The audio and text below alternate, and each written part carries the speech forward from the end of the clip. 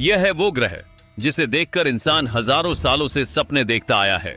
और सबसे क्रेजी बात यह है कि अगले 10 से 20 सालों में हम में से कोई भी इस ग्रह पर कदम रख सकता है। जी हां, मैं बात कर रहा हूं मंगल ग्रह की, जिसे हम मार्स भी बुलाते हैं। अब आप सोच रहे होंगे कि भाई पृथ्वी तो है ही इतनी खूबसूरत, तो फिर मंगल पर जाने की जरूरत क्या है?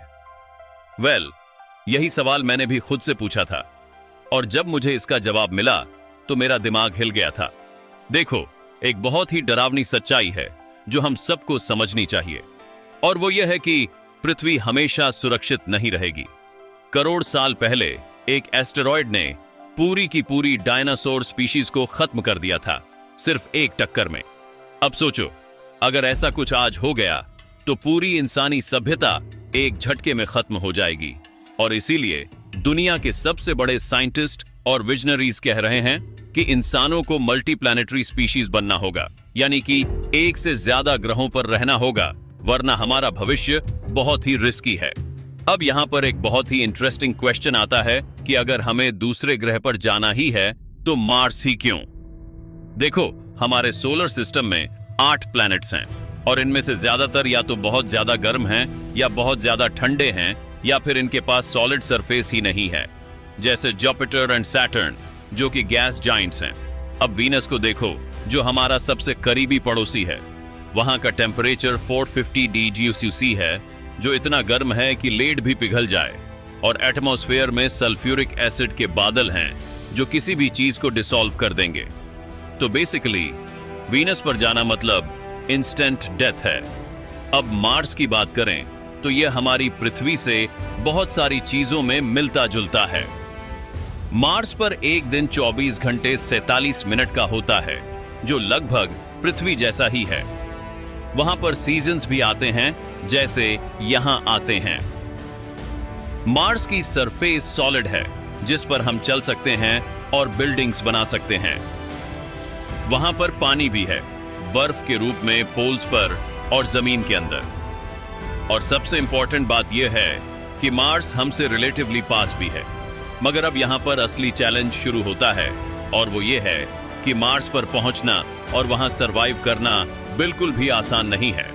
देखो, पृथ्वी से मार्स तक जाने में रॉकेट को करीब 7 से 9 महीने लग जाते हैं, क्योंकि दोनों प्लैनेट्स अपनी अपनी ऑर्बिट्स में सूर्य के चारों तरफ घूम रहे हैं, और हमें एक स्पेसिफिक विंडो में लॉन्च करना पड़ता है, जो हर 26 महीने में एक बार आती है।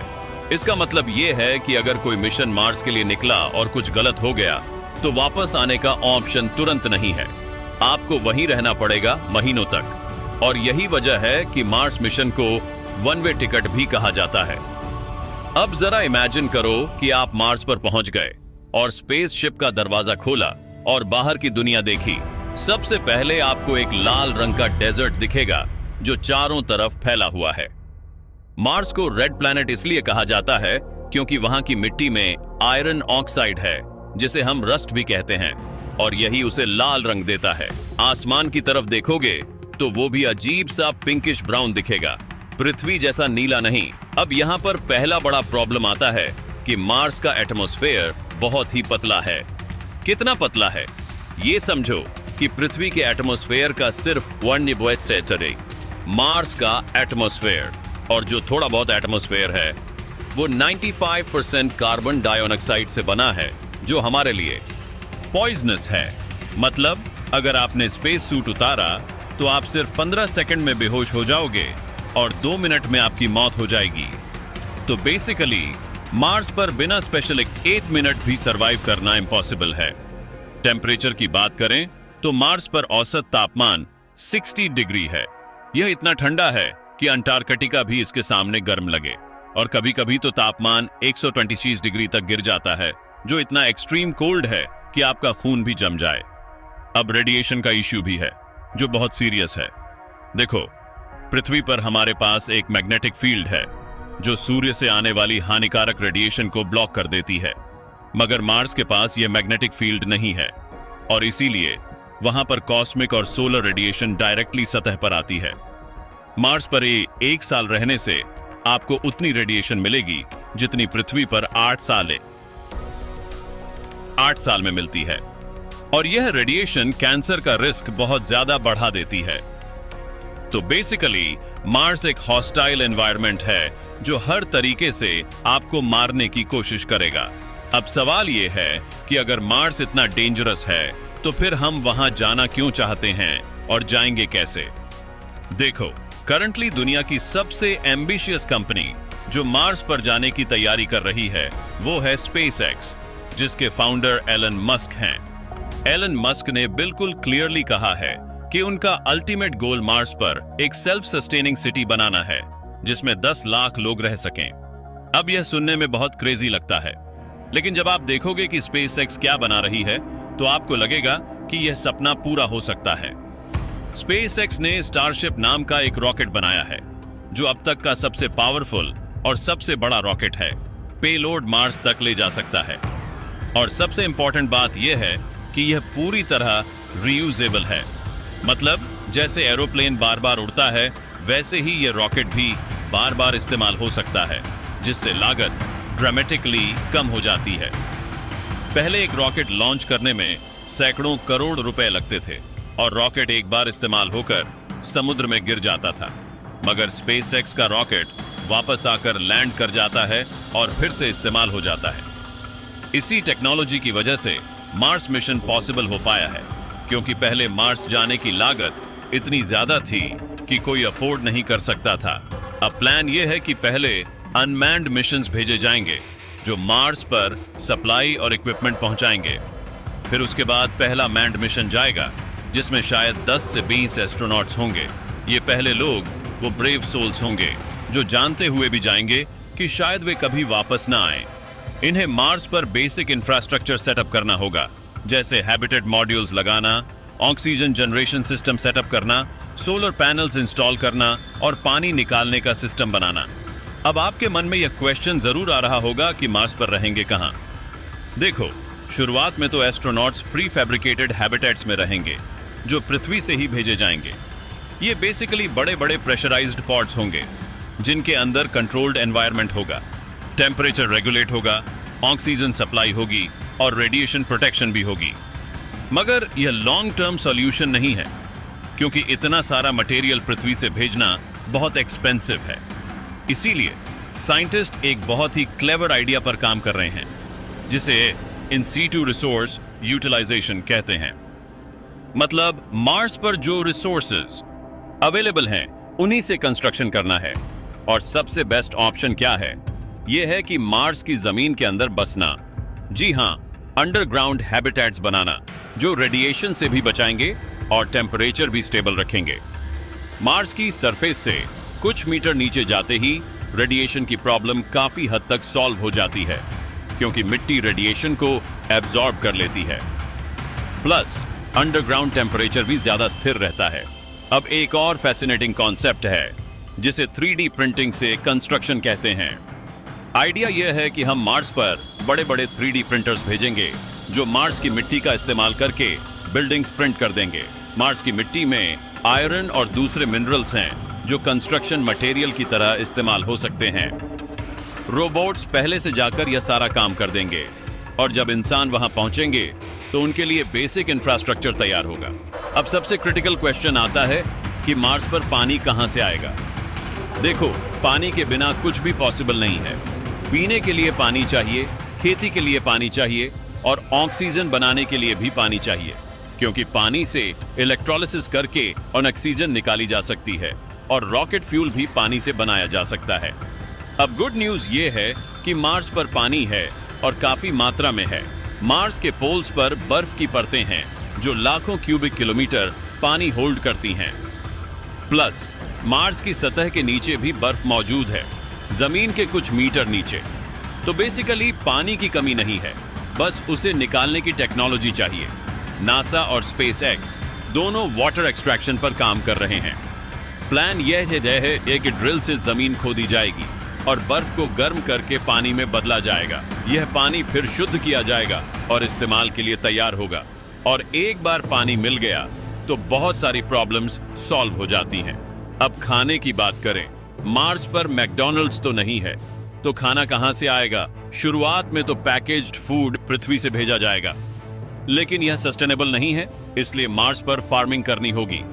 अब मार्स की मिट्टी में कुछ केमिकल्स होते हैं जो पौधों के लिए टॉक्सिक हैं, जैसे परक्लोरेट्स, इसलिए डायरेक्टली मार्स की मिट्टी में खेती नहीं हो सकती। मगर साइंटिस्ट्स ने हाइड्रोपोनिक्स और एरोपोनिक्स जैसी टेक्निक्स डेवलप की हैं, जिनमें मिट्टी की जरूरत ही नहीं होती। पौधों को न्यूट्रिएंट रिच पानी में उगाया जाता है, कंट्रोल्ड एनवायरनमेंट में।